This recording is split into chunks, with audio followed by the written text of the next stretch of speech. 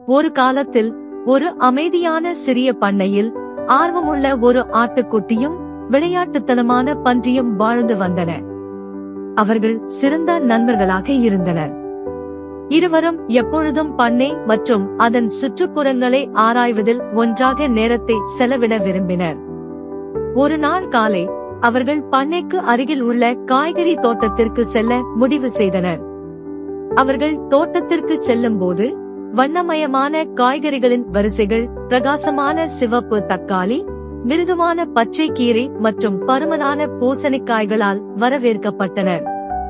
ஆனால் தோட்டத்தின் நடுவில் பிரகாசமான சிவப்பு நிற பழங்களுடன் உயரமான முட்கள் நிறைந்த புதர் ஒன்று நின்றது. அது இருவரும் இதுவரை பார்த்திராத ஒன்று. ஆஹா, என்ன அருமையான பழங்கள் என்றது ஆட்டுக்குட்டி. அவை அருமையாக தெரிகின்றன, ஆனால் இது போன்ற பழங்களை நாம் பார்த்ததில்லையே என்று பன்றி சொன்னது. ஆட்டுக்குட்டி ஒரு கணம் யோசித்து தலையை சாய்த்தது. நம் விவசாயி எப்போதும் விசித்திரமான தாவரங்களை கண்டால் கவனமாக இருக்கச் சொல்லியிருக்கிறார். அவை நமக்கு நல்லதல்ல என்றால் நாம் என்ன செய்வது?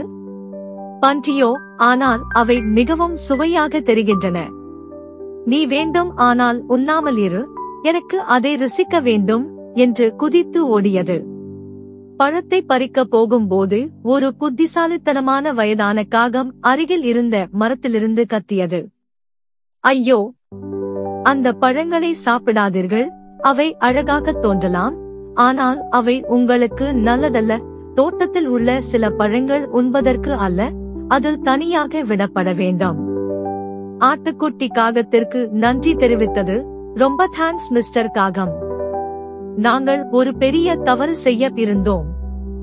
அதோ அங்குள்ள சுவையான பூசணிக்காயைப் போல பாதுகாப்பான காய்கறிகள், பழங்களை நாங்கள் உண்ணுவோம் என்றது பன்றி. நண்பர்கள் இருவரும் ஒரு பெரிய மரத்து நிழலில் அமர்ந்து ஒரு அற்புதமான விருந்து சாப்பிட்டனர்.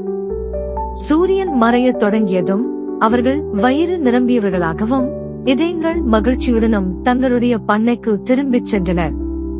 அன்றைய தினம் அவர்கள் ஒரு முக்கியமான பாடத்தை கற்றுக்கொண்டார்கள். ஆர்வம் அற்புதமானது, ஆனால் எப்போதும் கவனமாக இருப்பது மற்றும் அறிவுரைகளை கேட்பது நல்லது.